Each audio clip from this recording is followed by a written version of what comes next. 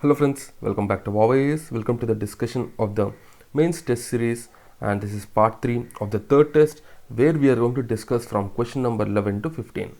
Hope you are following the series and hope these initiatives are helpful for you. If you want to give us any suggestion, if you want anything else, do leave in the comment box. We will get back to you. Now let's look at the 11th question. This 11th question is on the World History League of Nations. See, as I told already, this year for 2023 definitely questions will come from world history, so make a note of these standard questions and have the content ready. So this League of Nations, if you see, it is this you can say it is a predecessor of the UN. It was established by the Paris Peace Conference after the end of World War I. You just have to know the basics about this League of Nations. After the World War I ended, for the peace, this League of Nations was established. It's a multinational forum where a lot of countries came together. It was established by the Paris Peace Conference. What is the role of this League of Nations in maintaining international peace? So they try to resolve all the territorial disputes peacefully. Example, it persuaded Greece to pay compensation to Bulgaria when the former invaded. It solved a territorial dispute between Peru, Colombia. So remember, Greece, Bulgaria, Peru, Colombia. In 1921, in disputes regarding the Upper Silesia between Germany and Poland, the League made both parties reach a settlement and Upper Silesia was partitioned into two. Next, combat international trade in opium and sexual slavery and helped alleviate the plight of refugees. That is also given. And next, the permanent mandates of the commission was to supervise the League of Nations. The permanent mandate commission supervised this League of Nations. It organized plebiscites in the disputed territories like Saar of Germany. And if you see the League's health organization, it played a key role in finding the causes of different epidemics. So you can say this is also a predecessor of this World Health Organization. Okay, so these are the things that you have to make a note of. So however, this league had certain limitations. What are the limitations of this league? It failed to intervene in conflicts leading up to the World War II, because if this league was successful, then why did we have this World War II? That is the first thing. So the Delhi's invasion of this Abyssinia, the Spanish Civil Wars, the Second Sino-Japanese War, all of these things could not be prevented by this League of Nations. Next, it is also powerless and silent in major events like Hitler's remilitarization of Rhineland, occupation of Sudetenland, okay, and also various other things. Okay, so and also another important thing is that the voting structure made ratifying resolutions difficult, and it has incomplete representation from the major countries. So all of these things has contributed for the failure of this League of Nations. And also another important major thing is that its power was limited as United Nations refused to join this. So these are the major important things. So the first thing is that this League of Nations, though it was quite successful to some extent to reduce the conflicts, but it had limited impact on the major countries like Italy's Abyssinia invasion or Spanish Civil Wars, the Sino-Japanese Wars, and all these things. Japan and countries like these, they did not listen to this League of Nations. The US participation is also very limited. So all of these points, if we can write, then we are going to write a very good answer. So okay, you can conclude by saying that though this League of Nations, it could not be successful in preventing the world war, but definitely it paved a way for the establishment of the United Nations after the Second World War, which was quite successful even till date. Though it had certain limitations, but certainly you can say it successfully prevented the next world wars. Like that, we can just conclude. Now let's look at the 12th question. This 12th question is on Russian Revolution of 1917. French Revolution, American Revolution, Russian Revolution. These are the three important revolutions on which we should have answers ready. So Russian Revolution of 1917, if you see, so there are two major events, the February Revolution and October Revolution. In the February Revolution, the Tsar was ousted. This is the first thing. And October Revolution, the provisional government was overthrown and the communist government was established, which is funded by Lenin. So these are the two important events that we have to make a note of. Now next, what are the factors that led to the Russian Revolution in 1917? What factors?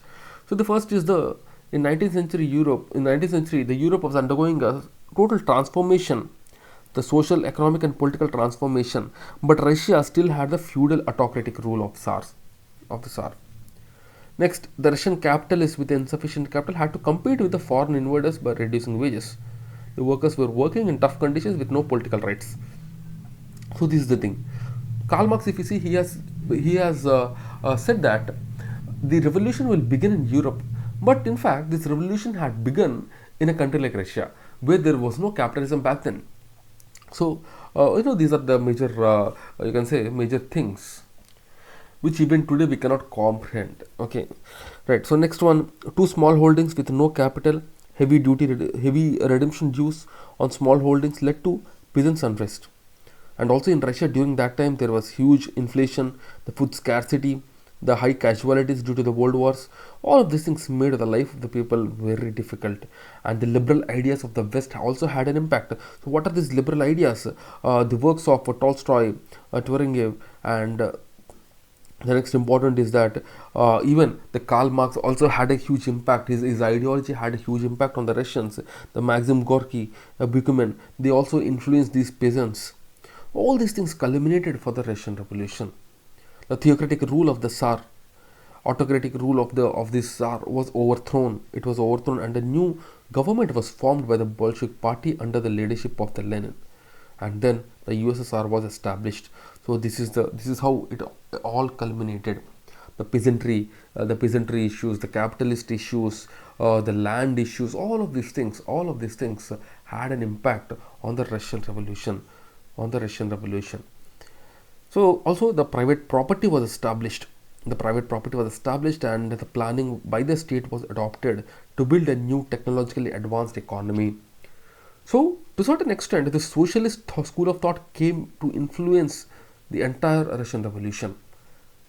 Though Karl Marx has predicted, as I just said, that this revolution will start in Europe, but it started in Russia, and started in Russia in such a way that the entire economy was changed to a socialist economy, and the planning by the state was adopted.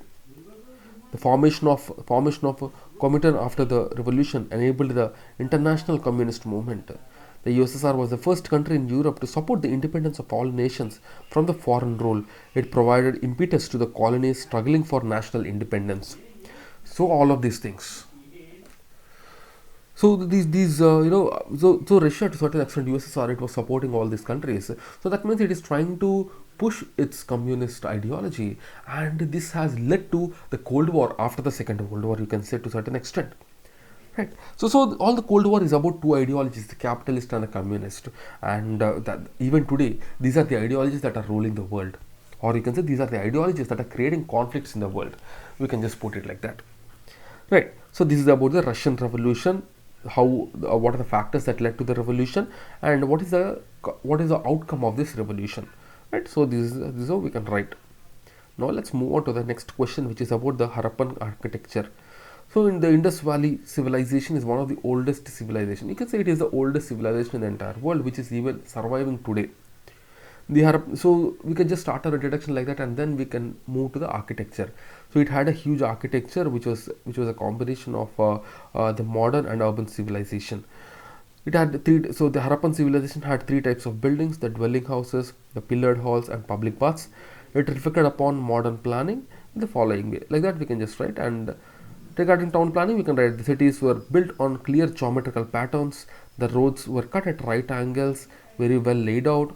All sides had walled cities. There was security to the people. The evidence of fortifications was there. There is evidence of citadel, the Acropolis, and the lower town was consisted of the brick houses which were inhabited by common people. There is evidence of buildings of big dimensions, and also different layered buildings were also there. There were public buildings, administrative buildings, huge temples, the great baths, even the granaries we can write. And there is also evidence of small one-room construction that appeared to be people's working quarters. All of these things we can write. And the material with which these buildings are made up of. So the bricks are of standard size. This we have to write. The bricks are of standard size, and many thick layers of well-baked bricks which were laid in gypsum mortar were joined together for a purpose of construction. The great bath of Mohenjo-daro, which was still functional with no leakages or cracks in construction. So these things we can write. And if you see the structure of the residential houses, the stairs show houses were often double-storied. The stairs were there. That is the greatness of this construction. There were stairs. The doors were in the side lanes to prevent dust from entering houses. See how beautiful it was, how planned it was. Most houses had private wells, bathrooms connected to centralized system of drainage. And if you see the drainage system, it is very well planned in the residential parts of the city. The small drains from the houses are connected to the larger ones along the side of the main roads. The drains were loosely covered for cleaning them. So this is how it went on, right? So this is how we can write, and then we can write the Indus Valley civilization had a huge impact on the future to come. Like that, we can just conclude it, and we can write few more aspects of the Indus Valley civilization. So this will be a good conclusion if we can just write like that, showing some more important features and how it has helped the future. If we can just write on those lines, that will be a good conclusion. Right, so next one, the 14th question is on the revolutionary activities post non-cooperation movement. So here we can start our answer with the non-cooperation movement and its withdrawal. That can be a very good introduction, because after the withdrawal of non-cooperation movement only everything started. So this sudden withdrawal of non-cooperation movement left many revolutionaries disillusioned, and they began to look for the alternatives. Then we had the pro-changers and no-changers. The pro-changers in fact, they were not convinced. They were not convinced with this kind of struggle. They participated in the political activity and all. So the younger nationalists, they were the no changers. And after that, the working class upsurge was also seen after the World War, because the World War I had a huge impact on the workers. Even the Russian Revolution started to make an impact, and success of young Soviet state in consolidating itself led to the new sprouting communist groups. The literature started to grow. Journalists like Atmashakti, the Bijoli, and Bandi Jeevan by Sachin Sanyal, the Patir Ravi by Sharat Chandra Chatterjee, all these things fueled the revolutionary activities. Because, and also there was an emphasis on the group action, which aimed at organs of the colonial state instead of individual action. So facing classical dilemmas and operation difficulties like mobilizing and recruiting people, young people started to act on their own.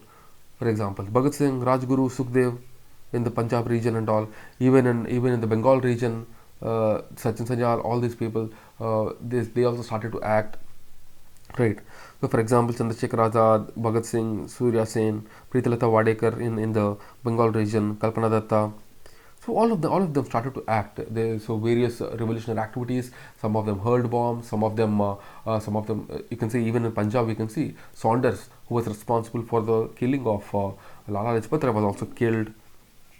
Right. So this is how various revolutionary activities started after the withdrawal of the non-cooperation movement. Right. Even various revolt groups under Surya Sen, Chittagong, they also played a huge role. They also impacted these movement, entire independence movement, you can say. So this is how we can write all of these things, and we can just conclude by just saying that though these revolutionary activities had an impact, but then it was this Gandhiji's struggle for independence which finally ousted the British from India. So like that we can just conclude, because at the end of the day, though these revolutionary activities had an impact, but this violence is not the answer for the British. So that is the line of thought which we have to bring in. Okay, because at the end of the day, it was the non-violence and it was the Gandhiji's freedom struggle that had ousted the British, and not these revolutionary activities. But certainly these revolutionary activities had an impact on the British. So by showing that how the revolutionary activities impacted the freedom movement, after that we are again showing, though they impacted, but still it was this non-violence that finally gave India independence. So that is the line of thought which we have to bring in. Right. So next, the 15th question. The 15th question is on the contribution of ancient Indian scientists in mathematics and science. So here we have to know the facts. This question is directly on the facts. We have to know what is the contribution of ancient scientists in maths and science. Right. So have they written any books? If they have written any books, what are those books? We have to write all of these things. So introduction can be in a simple way. So Indians always contributed for the development of maths and science right from the ancient days till the modern days, and we can write few names. We can write few names from the ancient days, Aryabhatta and all, and even till modern days like Ramanuja and so on. Okay, so like that we can, from ancient days to modern days, we can just write these scientists, and they have contributed greatly for the development of maths and science. And then ancient Indians and their contributions. We'll go to the next paragraph. There we can start with Bodhayan Sulu Sutra, which contains calculating the area of triangle, that is the Pythagoras theorem and all. You can start with that. Next, Aryabhatta's Aryabhatiyam, which described algorithm for calculating square and cubic roots using decimal number of systems. He also showed that Earth is round and rotates on its own axis. That we can show. Brahmagupta Siddhanta, right? And also how he has introduced the negative numbers and operations on zero in mathematics. Bhaskaracharya's Siddhanta Shiromani. Next we can write that Brahmagupta, Bhaskaracharya, and also Mahavicharya's Ganita Sara Sangraha in 850 AD. It was the first textbook on arithmetic in the present form. So the current form of solving LCM was described by Mahavicharya. Sorry. So all of these things we will write. So these are the contributions in maths. Now next, he also specifically asked what is the contribution in science. Then we will go to the science. So here first we'll start with Kannada, the 6th century scientist of the Vaisheshika school. So he is the first person to talk about these atoms. The universe is made up of atoms. So that we can start with. Next, Varaha Mihira. He propounded how the earthquake will occur, so how we can identify them. All of these things were discussed by Varaha Mihira. Next, Acharya Nagarjuna, the 10th century alchemist, a Buddhist. He succeeded in making elements with gold-like shine, and he wrote all of these things in his book Rasaratnakara, where he discussed methods of extraction of metals like gold, silver, tin and copper. Next, Shushruta Samhita, where he talked about various surgeries. So it also talked about curing more than 1100 diseases, 760 plants, and the method of selecting and preserving a dead body for the purpose of detailed study. All of these things were discussed by Shushruta. Next, Charaka Samhita by Charaka. So this was another important text about the diseases, how to identify them, how to cure them. He knew fundamentals of genetics in 2nd century itself. Next, the Patanjali's Yoga Sutra. Even today, the whole world is talking about yoga. The Yoga Day is celebrated. The credit goes to Patanjali's Yoga Sutra. He identified mental and emotional illness with physical illness and suggested its cure with the help of yoga and Ayurveda. All of these things we will write. Okay. So after this, we can just conclude. The Indians over time has played a great role in developing the entire in developing small sciences and mathematics. Right, like that we can just end. So these are the questions for the day. And as you all know, we provide summaries for Vision Prelims test series, mains test series and monthly magazine. Do check out these summaries from our Telegram channel. The Telegram channel details are in the description. Right, so that's all guys for the day. Tomorrow we will meet again and we will discuss from question number 16 to question number 20. Till then, keep studying and stay tuned. Jai Hind.